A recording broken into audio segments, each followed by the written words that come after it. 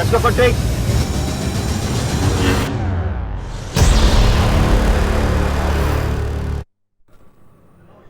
నమస్తే, welcome to prime news. Telangana ముఖ్యమంత్రి కేసీఆర్ జన్మదిన వేడుకలు డిఫరెంట్గా జరిగాయి. ఇవాళ ఆర్భాటాలేమీ లేకుండా రాష్ట్రంలో కోటి వృక్షాలు నాటే ఉద్యమానికి శ్రీకారం చుట్టారు గులాబీ శ్రేణులు. కేసీఆర్ కూడా రుద్రాక్ష మొక్కను నాటారు. ఇదిలా ఉంటే పెద్దపల్లి జిల్లాలో జరిగిన లాయర్ దంపతుల హత్య రాష్ట్రంలో సంచలనం రేపింది. ఇక పోస్కో కంపెనీ వాళ్లను విశాఖ స్టీల్ ప్లాంట్లో అడుగు పెట్టనీయబోనని స్పష్టం చేశారు AP CM Jagan. Andhra Pradesh local వార్లో వైసీపీ హవా కొనసాగుతోంది. పంజాబ్లో మున్సిపల్ ఎన్నికల్లో బీజేపీకి సాగు చట్టాల దెబ్బ బాగా తగిలింది. ఇక మహారాష్ట్రలో కరోనా మళ్లీ విజృంభిస్తోంది. ప్రజలు నిబంధనలు పాటించకపోతే ముంబైలో మరోసారి లాక్డౌన్ తప్పదని హెచ్చరిస్తోంది మహా గవర్నమెంట్. పెట్రోల్ ధరతో సెంచరీ కొట్టాలన్న మోడీ సర్కార్ కోరిక తీరింది. దేశంలో రామరాజ్యానికి బదులుగా హిట్లర్ రాజ్యం తీసుకొస్తారా అని బీజేపీని ప్రశ్నిస్తున్నారు కర్ణాటక మాజీ ముఖ్యమంత్రి కుమారస్వామి. కార్లు రోడ్డు మీద పరుగులు తీస్తాయి, విమానాలు గాల్లో ఎగురుతాయి. మనకి ఇప్పటివరకు తెలిసింది ఇంతే. కానీ అమెరికాలో కార్లు గాల్లో ఎగరబోతున్నాయి. త్వరలోనే ఆ వింతను అనుభవించబోతున్నారు అమెరికన్లు. ఆధునిక కాలంలో కూడా కొన్ని దేశాల్లో మధ్యయుగాల నాటి పాలన సాగుతోంది. ఒక దేశపు రాజకుమారి అక్కడి నుంచి పారిపోయి స్వేచ్ఛగా బతకాలనుకుంది, కానీ దొరికిపోయింది.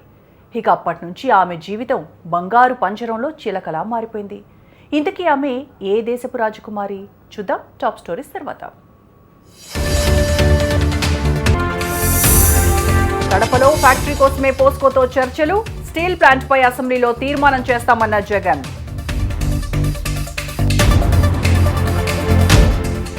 నాన్న సన్నిహితులను సలహాదారులుగా చేసుకున్న షర్మిల.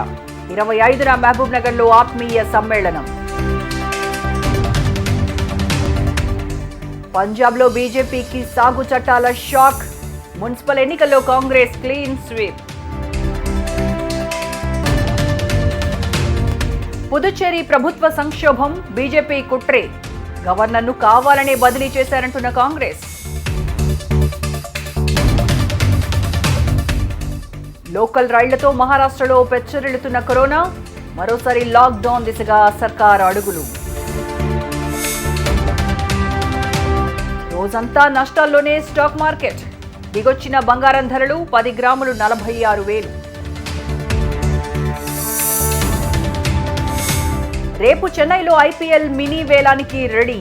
మాక్స్వెల్, స్మిత్ పైనే ఫ్రాంచైజర్లందరి కన్ను. పారిపోతూ పట్టుబడ్డ అరబ్ ప్రిన్సెస్ లతీఫా.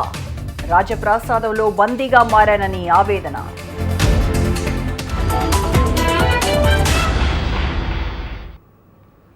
తెలంగాణ ముఖ్యమంత్రి కేసీఆర్ జన్మదిన వేడుకలు రాష్ట్ర వ్యాప్తంగా జరిగాయి. ఈ సందర్భంగా రాష్ట్రమంతటా కోటి వృక్షార్చన విజయవంతంగా సాగింది. కేసీఆర్ కూడా రుద్రాక్ష మొక్కను నాటారు. హైదరాబాద్లోని బల్కంపేట ఎల్లమ్మ అమ్మవారికి 2.5 కిలోల బంగారు చీరను బహుకరించారు. ప్రధాని మోడీతో సహా అనేక రాష్ట్రాల ముఖ్యమంత్రులు, మాజీ సీఎంలు, పలువురు ప్రముఖులు కేసీఆర్కు శుభాకాంక్షలు తెలిపారు.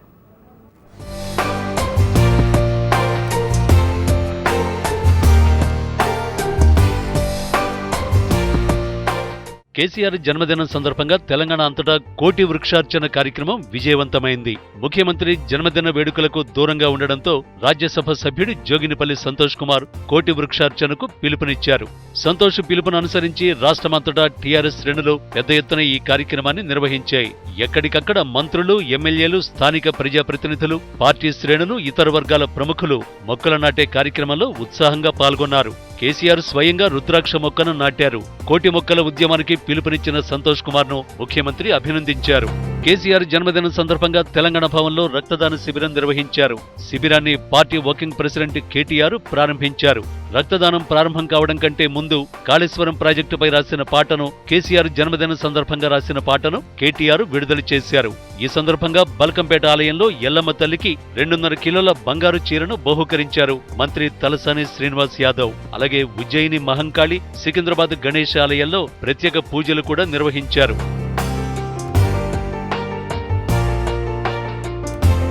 ముఖ్యమంత్రి కేసీఆర్ జన్మదినం సందర్భంగా ప్రధాని నరేంద్ర మోడీ, రాష్ట్ర గవర్నర్ తమిళిసై, పలు రాష్ట్రాల ముఖ్యమంత్రులు, టాలీవుడ్ హీరోలు చిరంజీవి, మహేష్ బాబు జన్మదిన శుభాకాంక్షలు తెలిపారు. వీరందరికీ కేసీఆర్ కృతజ్ఞతలు తెలిపారు. మీ ప్రేమ అభిమానాలు కలకాలం కొనసాగాలని కోరుకుంటున్నారని కేసీఆర్ పేర్కొన్నారు. ఆంధ్రప్రదేశ్లోని విశాఖ నగరం అచ్యుతాపురంలో కేసీఆర్ జన్మదిన వేడుకలు ఘనంగా నిర్వహించారు. అచ్యుతాపురం జంక్షన్లో భారీ ఫ్లెక్సీలు ఏర్పాటు చేసి శుభాకాంక్షలు తెలిపారు. కోటి వృక్షార్చనలో భాగంగా మొక్కలు నాటి తమ అభిమానాన్ని చాటుకున్నారు.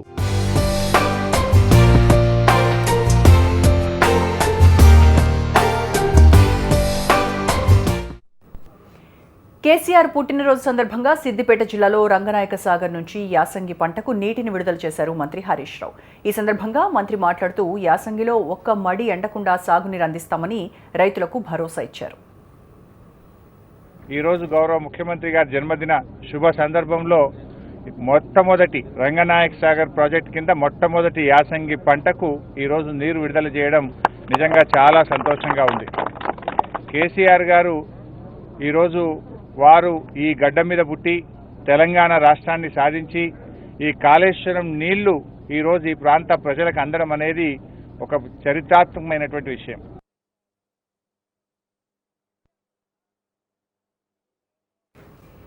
మంత్రి గంగుల కమలాకర్ షర్మిల పార్టీపై మరోసారి విమర్శలు గుప్పించారు. ఆంధ్ర పెత్తనం వస్తే మళ్లీ కష్టాలు తప్పవని హెచ్చరించారు. జగనన్న బాణం అంటూ షర్మిల వస్తోంది, తర్వాత జగన్, ఆ తర్వాత చంద్రబాబు వస్తారంటూ కామెంట్ చేశారు ఆయన.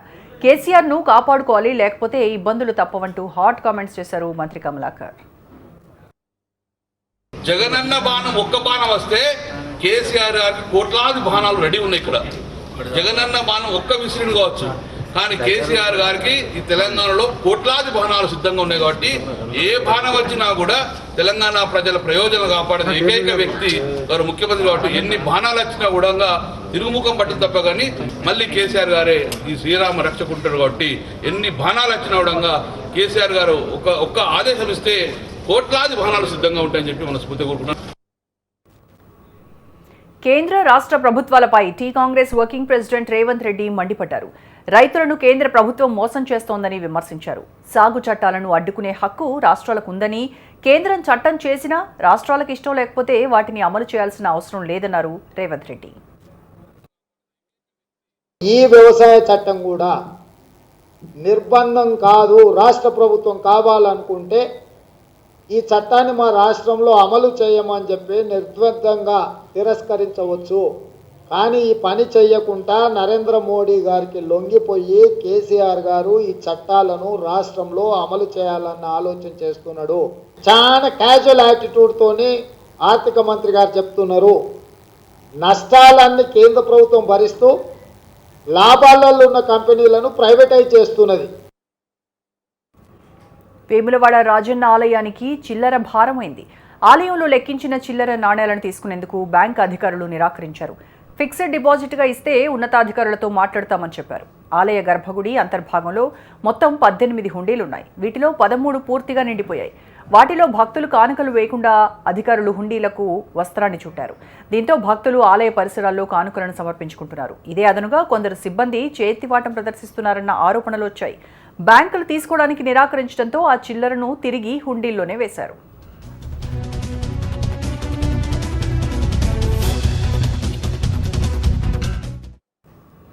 ఈరోజు మధ్యాహ్నం విశాఖ చేరుకున్న ఏపీ సీఎం జగన్ శారదాపీఠం వార్షికోత్సవాల్లో పాల్గొన్నారు. ప్రత్యేక పూజల అనంతరం జగన్ రాజశ్యామల యాగంలో పాల్గొన్నారు. శారదాపీఠం కార్యక్రమంలో పాల్గొన్న తర్వాత ముఖ్యమంత్రి తిరిగి తాడేపల్లికి బయలుదేరి వెళ్లారు.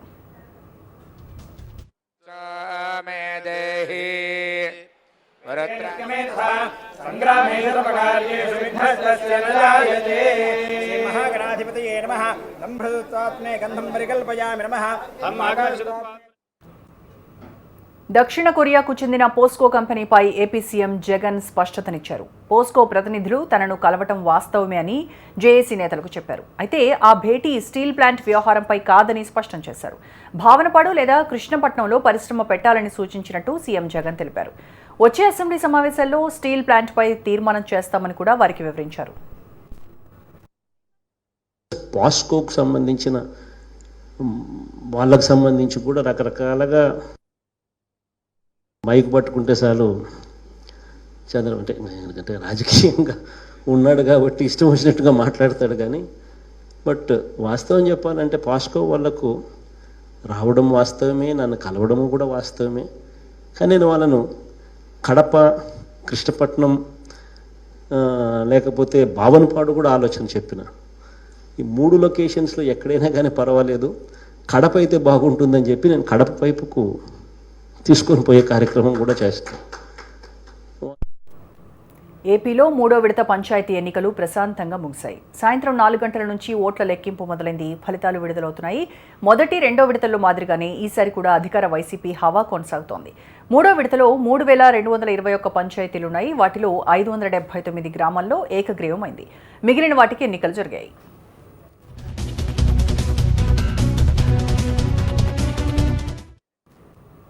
విశాఖ పర్యటన సందర్భంగా టీడీపీ చీఫ్ చంద్రబాబు చేసిన వ్యాఖ్యలకు వైసీపీ నేత అంబటి రాంబాబు కౌంటర్ ఇచ్చారు. చంద్రబాబు వాడిన భాషపై తీవ్ర అభ్యంతరం వ్యక్తం చేశారు. ఆయన సీనియర్ పాలిటీషియన్ అని చెప్పుకుంటున్న బాబు మతి భ్రమించి మాట్లాడుతున్నారని మండిపడ్డారు. రాష్ట్రానికి ముఖ్యమంత్రిగా పనిచేసినటువంటి వ్యక్తివి, 14 సంవత్సరాలు ముఖ్యమంత్రిగా పనిచేశావు. నువ్వు మాట్లాడే ధోరణి ఏంటో నాకు అర్థం కాలేదు. విజయసాయి రెడ్డి గారిని పట్టుకొని ఏటు పిచ్చి కుక్కలాగా తిరుగుతున్నాడంట. బట్టలు ఓడదీస్తాడట, అంతు చూస్తాడట. అంతు చూడటానికి బట్టలు ఓడదీయాలా? రాజకీయంగా అంతు చూడు. బట్టలు ఓడదీస్తే అంతు కనపడిద్దా నీకు? ఏం కనపడిద్ది నీకు? బట్టలు ఓడదీస్తే ఏమిటా ఉత్సాహం? నువ్వు బట్టలు ఓడదీసే ఉత్సాహం? బుద్ధి తక్కువ పనులు ఎందుకు చేస్తున్నారు చంద్రబాబు నాయుడు గారు? 14 సంవత్సరాలు ముఖ్యమంత్రిగా చేసి సీనియర్ పొలిటీషియన్ గా ఆంధ్ర రాష్ట్రంలో ఉండి ఎందుకే ఇంత దిగజారిపోయి మాట్లాడుతున్నారు? ఇంత చీప్ గా మాట్లాడుతున్నారు? పంచాయతీ ఎన్నికల్లో పోలీసుల పనితీరును టీడీపీ నేత జేసీ ప్రభాకర్ రెడ్డి ప్రశంసించారు. ఎన్నికల్లో గెలుపోటములు సహజమన్నారు. శాంతి భద్రతలు కాపాడిన పోలీసులకు సెల్యూట్ చేస్తున్నానని జేసీ ప్రభాకర్ రెడ్డి చెప్పారు. ఈరోజు నా కాన్స్టిట్యూషన్ ఎలక్షన్ జరుగుతుంది, సర్పంచ్ ఎలక్షన్. నేను చాలా హ్యాపీగా ఉన్నా, ఎందుకంటే పోలీస్ బ్రహ్మాండం. Hats off to them. నేను ఎక్స్పెక్ట్ చేయలేదు ఇట్లుంటుందని. బ్రహ్మాండంగా చేశారు, దానికి తిరుగులేదు మాటకి. ఇన్ని రోజులు దగ్గర దగ్గర 25 నెలలు ప్రతి ఒక్కడు పోలీసు వాళ్ళని ఏదో ఒక మాట అనడమే. నేను ఒప్పుకొని ఈరోజు బ్రహ్మాండంగా చేసినారు, పోలీస్ అనిపించినారు. కర్నూలు జిల్లాలో బైరెడ్డి రాజశేఖర రెడ్డి కుటుంబ సభ్యులు పంచాయతీ ఎన్నికల్లో ప్రత్యర్థులుగా మారారు. తన సోదరుడి కుమారుడు తనపై తప్పుడు ప్రచారం చేస్తున్నారని వాపోయారు బైరెడ్డి. అలా చేయడం మంచి పద్ధతి కాదన్నారు. తనను తొక్కి అతను పైకి రావాలనుకోవడం సరికాదని కామెంట్ చేశారు ఆయన. నేను ఏమి అట్లా దుష్ప్రచారాలు తప్పవి, పిల్ల చేష్టాలంటారు. దాన్ని గౌరవించాలి, మర్యాదలు ఇవ్వాలి, ఎవరి మర్యాదలు వాళ్ళకి ఇవ్వాలి. మీరు షైన్ కావాలంటే నిజంగా రైట్ దీంట్లో వస్తే నేను చేయలేనా, ప్రమోట్ చేయలేనా? ఎందుకు లేను? కానీ బుద్ధులు బాగలేవు. నన్ను తొక్కి షైన్ కావాలనుకోవడం తప్పు. ఒక ఇంట్లో తమ్ముని కొడుకు ఈ ప్రపంచంలో ఎవడు మాట్లాడినారట, ఒకసారి చూసుకోండి. So I'm very very very చాలా బాధాకరంగా ఉంది. రాష్ట్రంలో సేంద్రియ వ్యవసాయాన్ని ప్రోత్సహించేలా ఏపీ ప్రభుత్వం చర్యలు చేపట్టింది. సేంద్రియ వ్యవసాయం పాలసీ తయారీకి కమిటీని ఏర్పాటు చేసింది. మంత్రి కన్నబాబు దీనికి చైర్మన్గా వ్యవహరిస్తారు. రసాయనిక ఎరువులతో రైతులు తీవ్ర ఇబ్బందులు ఎదుర్కొంటున్నారు. భూమి నిస్సారంగా మారుతోంది. ఈ నేపథ్యంలో రైతులకు ఖర్చులు తగ్గించి వ్యవసాయాన్ని లాభసాటిగా మార్చడానికి సీఎం జగన్ సంకల్పించారు.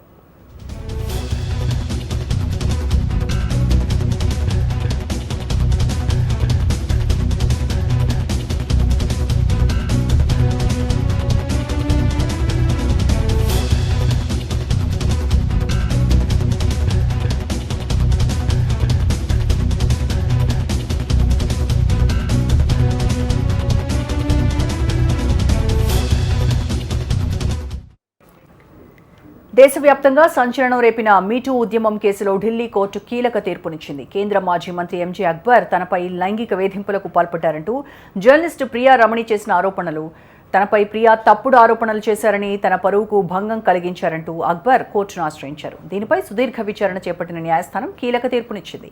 బాధితురాలిపై అక్బర్ దాఖలు చేసిన పరువు నష్టం దావాను న్యాయస్థానం కొట్టివేసింది. తనకు జరిగిన అన్యాయాన్ని బాధితురాలు ఎప్పుడైనా బయటకు చెప్పుకోవచ్చని స్పష్టం చేసింది. దీంతో ప్రియా రమణికి న్యాయస్థానంలో ఊరట లభించింది. I'm feeling amazing. I'm feeling vindicated. To have my truth vindicated in a court of law is really something. Tool kit కేసులో నికితా జాకోబ్కు బాంబే హైకోర్టు బుధవారం ట్రాన్సిట్ యాంటిసిపేటరీ బెయిల్ మంజూరు చేసింది. ఈ కేసులో దిశా రవిని అరెస్ట్ చేశారు. ఆమె ప్రస్తుతం పోలీస్ కస్టడీలోనే ఉన్నారు. శాంతన్కు హైకోర్టు మంగళవారమే ట్రాన్సిట్ యాంటిసిపేటరీ బెయిల్ మంజూరైంది. 3 వారాల్లోగా ఢిల్లీ కోర్టును ఆశ్రయించాలని నికితా జాకోబ్కు హైకోర్టు తెలిపింది.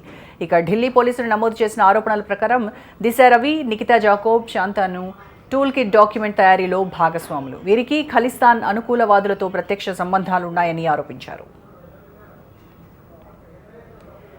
పెట్రోల్ ధరలు సెంచరీ కొట్టేశాయి.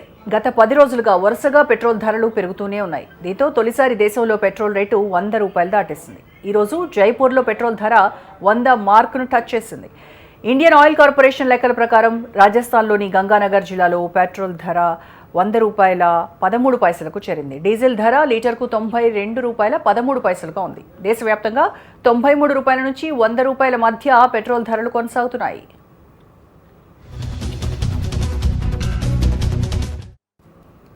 దేశంలో కరోనా కేసులు తగ్గుతుండగా మహారాష్ట్రలో మళ్లీ పెరుగుతున్నాయి. ముంబై నగరంతో పాటు విదర్భ ప్రాంతంలో కేసుల పెరుగుదల కనిపిస్తోంది. చాలా రోజులుగా నిలిచిపోయిన లోకల్ రైళ్లకు అనుమతి ఇవ్వడంతోనే కేసులు పెరుగుతున్నాయనే అభిప్రాయం కలుగుతోంది. దీంతో ముంబై మేయర్ లోకల్ రైళ్లలో తిరుగుతూ అందరూ మాస్కులు పెట్టుకోవాలంటూ ప్రచారం చేస్తున్నారు. ప్రజలు కోవిడ్ నిబంధనలు పాటించకపోతే మరోసారి ముంబైలో లాక్డౌన్ తప్పదని ప్రభుత్వం హెచ్చరిస్తోంది.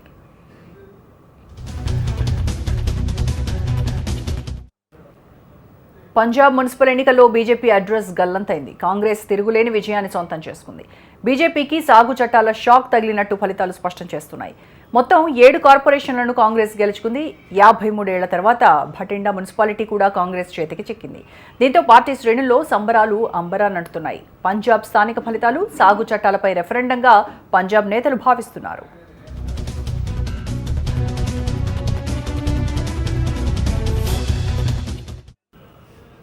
ఢిల్లీలో జనవరి 26న ఎర్రకోట వద్ద కత్తి తిప్పిన వ్యక్తిని పోలీసులు అరెస్ట్ చేశారు. హింసకు కారకులైన వారిలో ఒకరైన మనిందర్ సింగ్ ఉరఫ్ మనీను ఇన్ని రోజులకు పోలీసులు దొరికాడు. అతని నుంచి 2 కత్తులను కూడా స్వాధీనం చేసుకున్నారు. దీనికి ముందు పోలీసులు దీపు సిద్ధుతో పాటు ఇంకొందరు నిందితులను అరెస్ట్ చేశారు. ప్రపంచం మొత్తం ఆసక్తిగా ఎదురుచూస్తున్న ఎగిరే కారుకు అనుమతులు వచ్చేశాయి. 10,000 అడుగుల ఎత్తులో గంటకు 100 మైళ్ల వేగంతో ప్రయాణించే తొలి ఎగిరే కారుకు అమెరికాలో క్లియరెన్స్ లభించింది. విమానానికి ఉండాల్సిన అన్ని ప్రమాణాలు ఈ రోడబుల్ ఎయిర్ క్రాఫ్ట్లో ఉండటంతో సర్టిఫికేట్ జారీ చేసింది. ప్రస్తుతానికి ఈ ఎగిరే కారుకు రహదారి అనుమతులు రానప్పటికీ త్వరలోనే అవి కూడా వస్తాయని చెప్తున్నారు. యునైటెడ్ అరబ్ ఎమిరేట్స్ ప్రధాని కుమార్తె ప్రిన్సెస్ లతీఫా తన రాజమందిరంలోనే బందీగా మారిపోయారు. 2018లో దుబాయ్ నుంచి పారిపోయేందుకు ఆమె ప్రయత్నించి విఫలమయ్యారు. దీంతో రాజమందిరంలోనే ఆమెను బందీ చేశారు. రాజకుటుంబంలోని ఆంక్షలు భరించలేక ఆమె దేశం విడిచి పారిపోవాలనుకున్నారు. కానీ చివరికి పూర్తిగా బందీగా మారిపోయారు. ఇటీవల బీబీసీ సంస్థ ఒక షోలో ప్రిన్సెస్ వీడియోను ప్రసారం చేస్తుంది. అందులో నేను బందీనయ్యా, ఈ విల్లాను జైలుగా మార్చారు, కనీసం గాలి కూడా పీల్చుకోవడానికి బయటకు వెళ్లే వీలు లేదంటూ దీనంగా మాట్లాడిన వీడియో సంచలనం రేపింది. బంగారం కొనాలనుకునే వారికి శుభవార్త. వారం రోజుల నుంచి బంగారం, వెండి ధరలు తగ్గుతూ వస్తున్నాయి. ఈ నెల 11, 12న తగ్గిన బంగారం ధరలు 4 రోజుల పాటు స్థిరంగా ఉన్నాయి. 4 రోజుల తర్వాత తగ్గాయి. ఈ రోజు ఢిల్లీలో 22 క్యారెట్ల 10 గ్రాముల బంగారం ధర 500 రూపాయలు తగ్గి 45,900కు చేరుకుంది. ఇక గ్లోబల్ మార్కెట్లో బంగారం ధరలు దిగిరావడంతో దేశీ మార్కెట్లోనూ రేట్లు తగ్గాయని బులియన్ మార్కెట్ నిపుణులు అంచనా వేస్తున్నారు. దేశీయ స్టాక్ మార్కెట్లు మరోమారు భారీ నష్టాలను మూటగట్టుకున్నాయి. అత్యధిక స్థాయిల వద్ద ఇన్వెస్టర్ల లాభాల స్వీకరణతో కీలక సూచీలు నష్టాల్లో ముగిశాయి. ఫలితంగా సెన్సెక్స్ 52,000 దిగువకు చేరింది. నిఫ్టీ 15,300 స్థాయిని కోల్పోయింది. మార్కెట్ ముగిసే సమయానికి సెన్సెక్స్ 400 పాయింట్లు దిగజారి 51,703 వద్దకు చేరింది. నిఫ్టీ 104 పాయింట్ల నష్టంతో 15,208 వద్ద స్థిరపడింది. ఇంగ్లాండ్తో జరగనున్న చివరి 2 టెస్టులు ఆడే జట్టును బీసీసీఐ ప్రకటించింది. తొలి 2 టెస్టులు ఆడిన జట్టునే చివరి 2 టెస్టులకు కొనసాగించింది. కేవలం ఫాస్ట్ బౌలర్ శార్దూల్ ఠాకూర్ను మాత్రమే జట్టు నుంచి తప్పించారు. విజయ్ హజారే ట్రోఫీలో పాల్గొనేందుకు శార్దూల్ను జట్టు నుంచి విడుదల చేశారు. శార్దూల్ ఠాకూర్ స్థానంలో పేసర్ ఉమేష్ యాదవ్ జట్టులోకి వస్తాడని, అయితే ఉమేష్కి మెడికల్ టీమ్ ఫిట్నెస్ సర్టిఫికెట్ ఇవ్వాల్సి ఉంటుందని తెలిపారు. చివరి 2 టెస్టులు అహ్మదాబాద్లోనే జరగనున్నాయి. 4 టెస్టుల సిరీస్ ఇప్పటికైతే 1-1తో సమంగా ఉంది. తొలి టెస్టులో ఇంగ్లాండ్ గెలుపొందగా 2వ టెస్టులో భారత్ ఘన విజయం సాధించింది. That's all for now. Good night.